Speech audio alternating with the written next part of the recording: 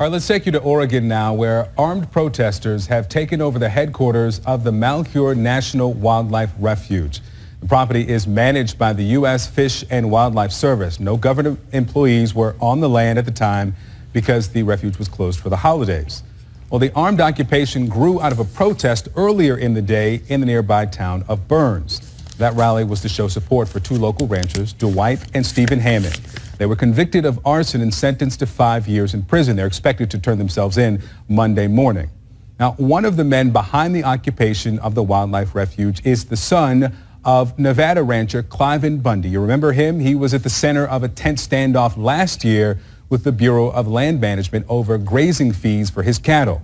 Eamon Bundy says he hopes other like-minded people will join the armed protest at the wildlife refuge. Watch and listen. For those that understand what is going on, and those who want to and feel a need to stand, we're asking them to come. We have a facility that we can house them in. We have plenty work to do to start to unwind all of these unconstitutional land transactions and controls and we have plenty work to do. We need you to come and be unified with us so we can be protected and be together, and we're calling people to come. Absolutely. Eamon Bundy is on the phone with us now to explain what he hopes to accomplish. Thanks for making time. I know it's quite early there in Oregon. I want to start first with the question of the purpose of taking over this building. What are you hoping to accomplish to I guess, engage the federal government to get the land returned from the refuge to the people who live there, a commutation of the sentences? What is the goal specifically? Well, one is to get people aware of what's happening, that from the very beginning of the existence of this refuge, it has been destructive to the people of the county and to the people of the area.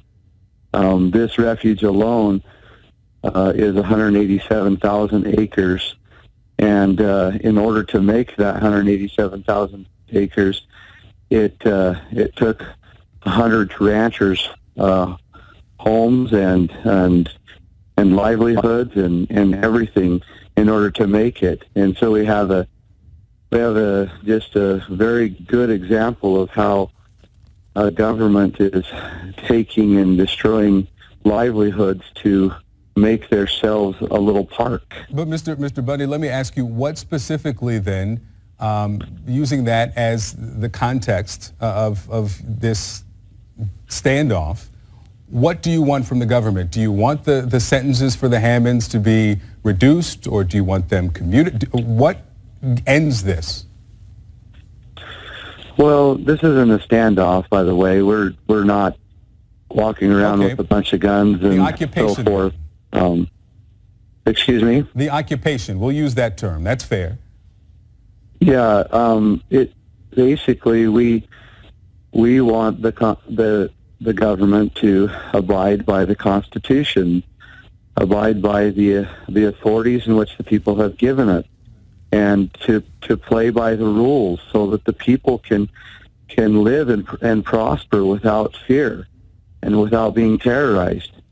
What specifically, though? Because I'm not getting a specific answer. What does the government have to say, or a government official have to say that you'll find appropriate and say that this occupation will end? Well, it has ended because we've basically removed them at this point from the management, which they do not have authority to be doing in the first place. We are extremely saddened by what has happened to Dwight and Stephen. Innocent people that have Stephen Hammond, innocent people that have been that are symptoms of a much greater problem.